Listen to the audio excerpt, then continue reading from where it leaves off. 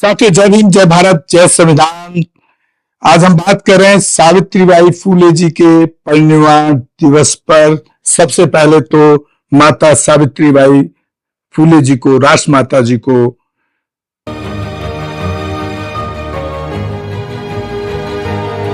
मेरा, हमारे channel Bahujan Dastak news and constitution की तरफ से उनको नमन।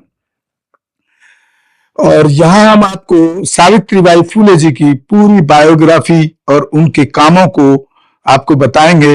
उम्मीद है कि यह एपिसोड आपको पसंद आएगा और आप सावित्रीबाई फूले जी से, खास तौर से महिलाएं, कुछ सीख लेंगी और उनके जैसा कुछ काम करने के लिए प्रयास करेंगी, कोशिश करेंगी। तो शुरू करते हैं। सावित्रीबाई फूले 3 जनवरी 1831, 10 मार्च 1897 तक रही। 3 जनवरी 1831 का जन्म हुआ उनका और 10 मार्च 1897 को परिनिर्वाण हो गया। एक भारतीय शिक्षिका, समाज सुधारक और कवि थी, जो भारत की पहली महिला शिक्षिका थी। महाराष्ट्र में अपने पति ज्योतिबा फूले के साथ मिलकर उन्होंने भारत में महिलाओं के अधिकारों को बेहतर बनाने में महत्वपूर्ण भूमिका निभाई। उन्हें भारत के नारीवादी आंदोलन की अग्रणी माना जाता है। उन्होंने जाति और लिंग के आधार पर लोगों के साथ भेदभाव और अनुचित व्यवहार को खत्म करने का प्रयास किया। वह और उनके पति भारत में महिला शिक्षा के अग्रदूत थे। उन्होंने 1848 में पुणे में तात्या साहेब भिड़े के निवास या भिड़ेवाला में लड़कियों के लिए अपना पहला स्कूल शुरू किया। सावित्रीबाई फूले का जन्म 3 जनवरी 1831 को महाराष्ट्र के सतारा जिले के नायगांव गांव में हुआ था। उनका जन्म स्थल सिरवल से लगभग 15 किलोमीटर 9.3 मील और पुणे से 50 किलोमीटर 31 मील दूर है। वह लक्ष्मी और पाटिल की 4 संतानों में सबसे छोटी बेटी थी, जो दोनों माली समुदाय से आते थे। सावित्रीबाई ने अपने पति ज्योतिराव फूले से 9 या 10 साल की उम्र में शादी कर ली थी, जबकि वह सावित्रीबाई अपनी शादी के समय अनपढ़ थी। उनके पति ने उन्हें और साथ ही अपनी चचेरी बहन सगुणाबाई सिरसागर को उनके खेत पर काम करते हुए घर पर ही शिक्षित किया। एक बार जब उन्होंने ज्योतिराव के साथ अपनी प्राथमिक शिक्षा पूरी कर ली तो उन्होंने अपने दोस्तों सखाराम, यशवंत परांजपे और केशव शिवराम भावलकर के मार्गदर्शन में अपनी पढ़ाई जारी रखी। उन्होंने खुद को 2 शिक्षक प्रशिक्षण कार्यक्रमों में नामांकित किया। पहला अहमदनगर में एक अमेरिकी मिशनरी सिंथिया फरार द्वारा संचालित संस्थान में था और दूसरा कोर्स पुणे के एक नॉर्मल स्कूल में था। अपने प्रशिक्षण को देखते हुए सावित्रीबाई पहली महिला भारतीय शिक्षिका और प्राध्यापिका हो सकती हैं। अपनी शिक्षिका की शिक्षा पूरी करने के बाद सावित्रीबाई फूले ने पुणे में लड़कियों को पढ़ाना शुरू किया। उन्होंने ज्योतिबा फूले की बहन सगुणाबाई क्षीरसागर के साथ मिलकर ऐसा किया, जो एक क्रांतिकारी नारीवादी और ज्योतिराव की गुरु थी। सगुणाबाई के साथ पढ़ाना शुरू करने के कुछ समय बाद ही सावित्रीबाई और ज्योतिराव फूले ने सगुणाबाई के साथ मिलकर भिड़ेवाड़ा में अपना स्कूल शुरू किया। भिड़ेवाड़ा डॉक्टर तात्या साहब भिड़े का घर था, जो तीनों के काम से प्रेरित थे। भिड़ेवाड़ा के पाठ्यक्रम में गणित, विज्ञान और सामाजिक अध्ययन का पारंपरिक पश्चिमी पाठ्यक्रम शामिल था। 1851 के अंत तक सावित्रीबाई और ज्योतिराव फूले पुणे में लड़कियों के लिए 3 अलग अलग स्कूल चला रहे थे। तीनों स्कूलों में मिलकर लगभग 150 छात्राएं नामांकित थीं। पाठ्यक्रम की तरह तीनों स्कूलों द्वारा अपनाई गई शिक्षण पद्धतियां सरकारी स्कूलों में इस्तेमाल की जाने वाली पद्धतियों से भिन्न थी।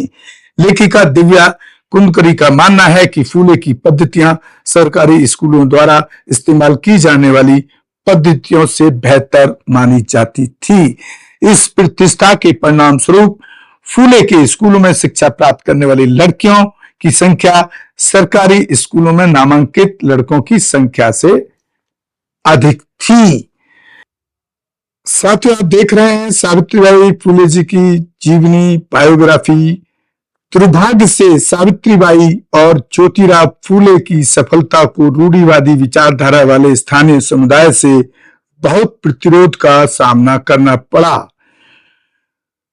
कंडुकुरी ने कहा कि सावित्रीबाई अक्सर एक अतिरिक्त साड़ी लेकर अपने स्कूल जाती थीं, क्योंकि उनके रूढ़िवादी विरोध के कारण उन पर पत्थरों, गोबर और मौखिक दुर्व्यवहार से हमला किया जाता था। तो ये लोग हमला जो करते थे सारे ब्राह्मणवादी, मनुवादी लोग थे। सावित्रीबाई और ज्योतिराव फूले ज्योतिराव के पिता के घर पर रहे थे। हालांकि 1849 में ज्योतिराव के पिता ने दंपत्ति को अपना घर छोड़ने के लिए कहा, क्योंकि मनुस्मृति और उससे प्राप्त ब्राह्मण ग्रंथों के अनुसार उनके काम को पाप माना जाता था। ज्योतिराव के पिता के घर से बाहर निकलने के बाद फूले ज्योतिराव के एक मित्र उस्मान शेख के परिवार के साथ रहने चले गए। यहीं पर सावित्री की मुलाकात फातिमा बेगम शेख नामक एक करीबी दोस्त और सहकर्मी से हुई। शेख पर एक प्रमुख विद्वान नसरीन सैयद के अनुसार फातिमा शेख पहले से ही पढ़ना और लिखना जानती थी, इसलिए उनके भाई उस्मान, जो ज्योतिराव के मित्र थे, ने फातिमा को शिक्षक प्रशिक्षण पाठ्यक्रम लेने के लिए प्रोत्साहित किया था। वह सावित्रीबाई के साथ नॉर्मल स्कूल गई और दोनों ने एक साथ स्नातक किया। वह भारत की पहली मुस्लिम महिला शिक्षिका थी। आप देखिए, उस जमाने में ग्रेजुएशन करना, स्नातक डिग्री लेना कितना बड़ा काम। फातिमा, सावित्रीबाई और ज्योतिराव फूले ने 1849 में शेख के घर में एक स्कूल खोला। 1850 के दशक में सावित्रीबाई और ज्योतिराव फूले ने 2 शैक्षिक ट्रस्टों की स्थापना में महत्वपूर्ण भूमिका निभाई।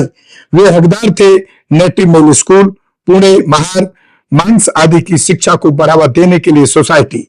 इन 2 ट्रस्टों ने कई स्कूलों को शामिल किया, जिनका नेतृत्व सावित्रीबाई फूले और बाद में फातिमा शेख ने किया। 15 सितंबर 1853 को ईसाई मिशनरी पत्रिका ज्ञानोदय को दिए गए साक्षात्कार में ज्योतिराव ने सावित्रीबाई और अपने काम का सारांश देते कहा, मेरे मन में यह बात आई थी कि मां के कारण बच्चे में जो सुधार आता है वह बहुत महत्वपूर्ण है और अच्छा है। इसलिए जो लोग इस देश की खुशहाली और कल्याण के बारे में चिंतित हैं, उन्हें महिलाओं की स्थिति पर ध्यान देना चाहिए, और अगर वे देश को आगे बढ़ाना चाहते हैं तो उन्हें ज्ञान देने का हर संभव प्रयास करना चाहिए। इसी सोच के साथ मैंने सबसे पहले लड़कियों के लिए स्कूल शुरू किया, लेकिन मेरी जाति के भाइयों को यह पसंद नहीं आया कि मैं लड़कियों को पढ़ा रहा हूं, और मेरे अपने पिता ने हमें घर से निकाल दिया। देखिए कितनी कितनी तकलीफें उनको सहनी पड़ी इस काम के लिए, समाज को जागरूक करने के लिए। कोई भी स्कूल के लिए जगह देने को तैयार नहीं था और नहीं हमारे पास इसे बनाने के लिए पैसे थे। लोग अपने बच्चों को स्कूल भेजने के लिए तैयार नहीं थे, लेकिन लहूजी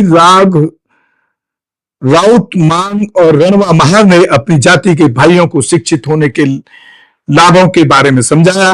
अपने पति के साथ मिलकर उन्होंने विभिन्न जातियों के बच्चों को पढ़ाया और कुल 18 स्कूल खोले।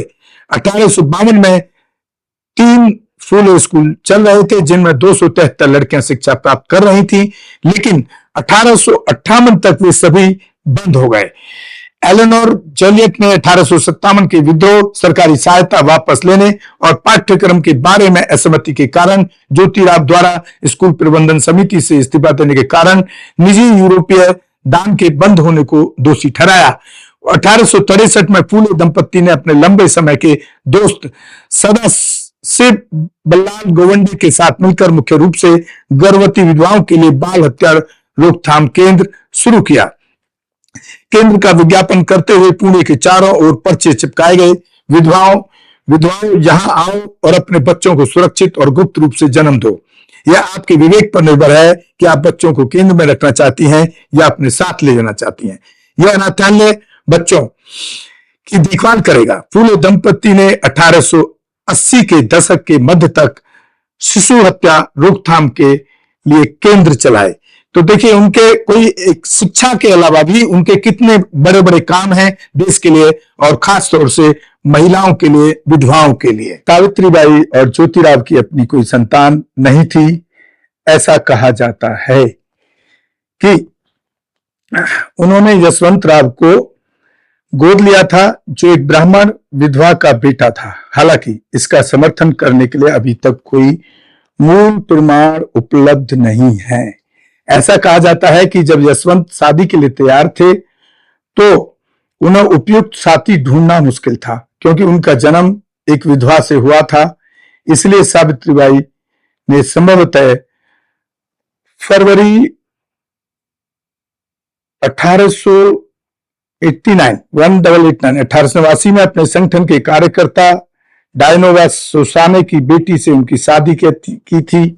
सावित्रीबाई और उनके दत्तक पुत्र यशवंत ने दुनिया भर में फैली तीसरी महामारी ब्यूबोनिक प्लेग से प्रभावित लोगों के इलाज के लिए एक क्लिनिक खोला। जब यह 1897 में नाला सोपोरा के आसपास के क्षेत्र में दिखाई दिया, क्लिनिक पुणे के बाहरी इलाके में संक्रमण से मुक्त क्षेत्र में स्थापित किया गया था। सावित्रीबाई पांडुरंग बाबाजी गायकवाड़ के बेटे को बचाने की कोशिश में वीरतापूर्वक मर गई। यह जानने पर कि बाबाजी गायकवाड़ के बेटे को मुंडवा के बाहर महार बस्ती में प्लेग हो गया था, सावित्रीबाई फुले दौड़कर उनके पास गईं और उन्हें अपनी पीठ पर लादकर अस्पताल ले गईं। इस प्रक्रिया में सावित्रीबाई फुले प्लेग की चपेट में आ गईं और 10 मार्च 1897 को रात 9 बजे उनकी मृत्यु हो गई। सावित्रीबाई फुले एक लेखिका और कवित्री भी थी। उन्होंने 1854 में काव्य फूले, 1892 में 52 काशी सुबोध रत्नाकर प्रकाशित की थी और जाओ शिक्षा प्राप्त करो नामक एक कविता भी लिखी, जिसमें उन्होंने उन लोगों को प्रोत्साहित किया जो शिक्षा प्राप्त करके खुद को मुक्त करने के लिए उत्पीड़ित हैं। अपने अनुभव और काम के परिणाम स्वरूप वह एक उत्साही नारीवादी बन गई। उन्होंने महिलाओं के अधिकारों से संबंधित मुद्दों के लिए जागरूकता बढ़ाने के लिए महिला सेवा मंडल की स्थापना की। सावित्रीबाई ने महिलाओं के लिए एक सभा स्थल की भी मांग की जो जातिगत भेदभाव या किसी भी तरह के भेदभाव से मुक्त हो। इसका प्रतीकात्मक अर्थ यह था कि उपस्थित सभी महिलाओं को एक ही चटाई पर बैठना था। वह एक शिशु हत्या विरोध कार्यकर्ता भी थी। उन्होंने शिशु हत्या रोकथाम गृह नामक महिला आश्रय गृह खोला, जहां ब्राह्मण विधवाएं अपने बच्चों को सुरक्षित रूप से जन्म दे सकती थी और यदि वे चाहें तो उन्हें गोद लेने के लिए वहां छोड़ सकती थी। उन्होंने बाल विवाह के खिलाफ भी अभियान चलाया और विधवा पुनर्विवाह की वकालत की। अपने पति ज्योतिराव को लिखे पत्र में सावित्रीबाई ने एक लड़के की कहानी बताई जिसे निचली जाति की महिला के साथ संबंध बनाने के कारण उसके साथी ग्रामीणों द्वारा पीट पीट कर मार डाला जाने वाला था। तभी सावित्रीबाई ने हस्तक्षेप किया और उन्हें लिखा, मुझे उनकी हत्या की योजना के बारे में पता चला। मैं मौके पर पहुंची, उन्हें डरा कर भगा दिया। ब्रिटिश कानून के तहत प्रेमियों को मारने के गंभीर परिणामों के बारे में बताया। मेरी बात सुनने के बाद उन्होंने अपना मन बदल लिया। B.R. अम्बेडकर, बाबा साहब अम्बेडकर और अम्मा भाऊ साठे के साथ फूले पिछड़े वर्गों के लिए विशेष रूप से एक प्रतीक बन गए हैं। मानवीय हक अभियान, मानवाधिकार अभियान एक मांग अम्बेडकरवादी निकाय की स्थानीय शाखाओं में महिलाएं अक्सर उनकी जयंती मराठी और अन्य भारतीय भाषाओं में जन्मदिन पर जुलूस निकालती हैं। पुणे सिटी कॉरपोरेशन ने 1983 में उनके लिए एक स्मारक बनाया। 10 मार्च 1998 को इंडिया पोस्ट द्वारा फूले के सम्मान में एक डाक टिकट जारी किया गया था। सावित्रीबाई की जन्मतिथि 3 जनवरी पूरे महाराष्ट्र में बालिका दिवस शाब्दिक रूप से बालिका दिवस के रूप में मनाई जाती है, खासकर लड़कियों के स्कूलों में। 2015 में पुणे विश्वविद्यालय का नाम बदलकर उनके सम्मान में सावित्रीबाई फुले पुणे विश्वविद्यालय कर दिया गया। 3 जनवरी 2017 को सर्च इंजन गूगल ने सावित्रीबाई फुले की 186वीं जयंती को एक विशेष संदेश के साथ चिन्हित किया। तो ये उनके परिनिर्वाण के बाद जो उनको सम्मान भारत सरकार द्वारा और वर्ल्ड लेवल की जो ऑर्गेनाइजेशन गूगल द्वारा उनको चिन्हित किया गया, एक बहुत बड़े मायने इसके निकलते हैं। और सबसे बड़ी बात, अगर आप पूरे ध्यान से आपने उनकी बायोग्राफी को सुना होगा तो देखिए उनका जो परिनिर्वाण हुआ वो भी दूसरों के बचाने के लिए के चक्कर में जो उनको एक बीमारी जो उस टाइम एक फ्लैग फैला था वो लगी, जिसकी वजह से उनकी डेथ हुई। यानी कि मरते टाइम तक भी उन्होंने अपना जीवन दूसरों को देने वाला काम किया।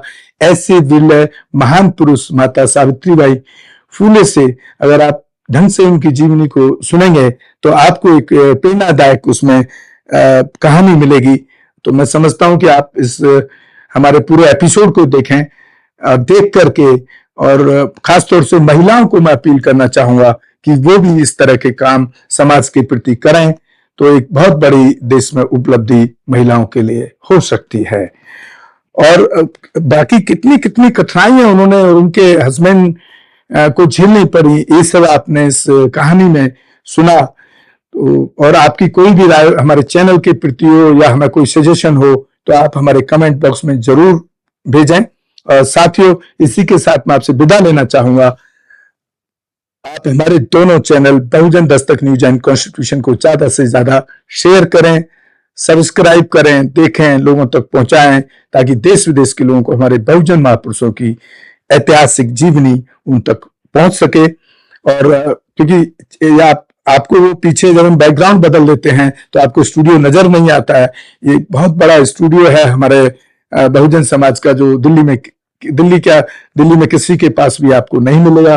कोई हो तो वो अपने को छुपा के रहते हो, मनवादियों के साथ मिलकर रहते हो, तो मैं कह नहीं सकता। और उसके लिए एक बड़ा खर्चा भी करना पड़ता है। ऐसी स्टोरी करने के लिए एक बहुत बड़ा टेक्निकल सेटअप है और एक बिजली का बिल भी बहुत आता है। तो आपसे मैं उम्मीद करता हूं कि आर्थिक सहयोग भी आप जरूर करें, चाहे जितना हो सके उतना करें। जय भीम, जय भारत, जय संविधान, नमो बुद्धाय। धन्यवाद साथियों। हमारे चैनल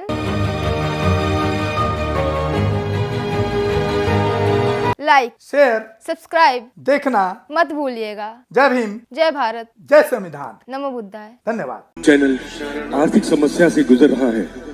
अगर आप बहुजन समाज में बाबा साहेब अम्बेडकर और तथागत बुद्ध की विचारधारा को अधिक से अधिक लोगों तक पहुंचाना चाहते हैं तो हमें आर्थिक सहयोग प्रदान करें, ताकि हम अपने चैनल के माध्यम से देश विदेश में समता, बंधुता, एकता और संवैधानिक अधिकारों को ज्यादा से ज्यादा लोगों तक पहुंचा सकें।